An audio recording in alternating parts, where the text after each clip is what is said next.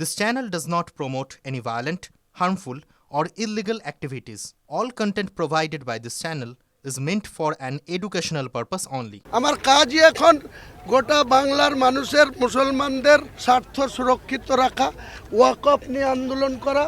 যে রাজ্য সরকার চালাকি করে মুসলমানদের সম্পত্তি এক নম্বর খতিয়ানে তুলে দিচ্ছে, তাদের কবরস্থান, তাদের অন্যান্য 1 ইঞ্চি জমি রাজ্য সরকারকে কাটতে দেব না, কেন্দ্র সরকারকেও কাটতে দেব না।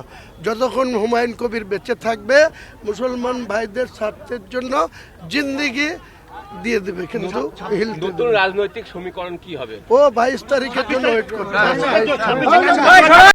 ওরা দীর্ঘদিন ধরে রাম মন্দিরের এজেন্ডা নিয়ে ক্ষমতায় এসছে, 19টা রাজ্য দখল করেছে, বাংলা দখল করার জন্য তারা গীতা পাঠ করছে। আমি আগামী দিনে মুসলমানদের বেশি বেশি করে বিধানসভায় সিট জেতার জন্য কোরআন পাঠেরও আয়োজন করব।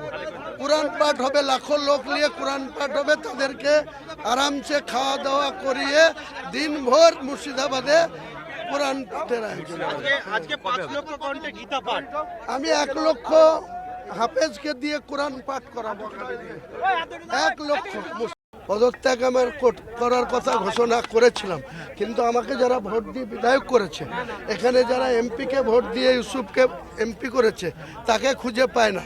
প্রতিদিন আমাকে স্কলারশিপ থেকে শুরু করে আধার কার্ড থেকে শুরু করে অনেক পেপারস ওয়ার্কে সই করতে হয়।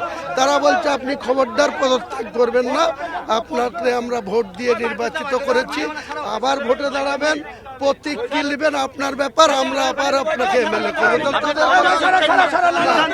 না, ভরতপুরের মানুষের কথা রাখতে গিয়ে যারা আমাকে ভোট দিয়ে এমএলএ করেছে তাদের আপত্তির জন্য আমি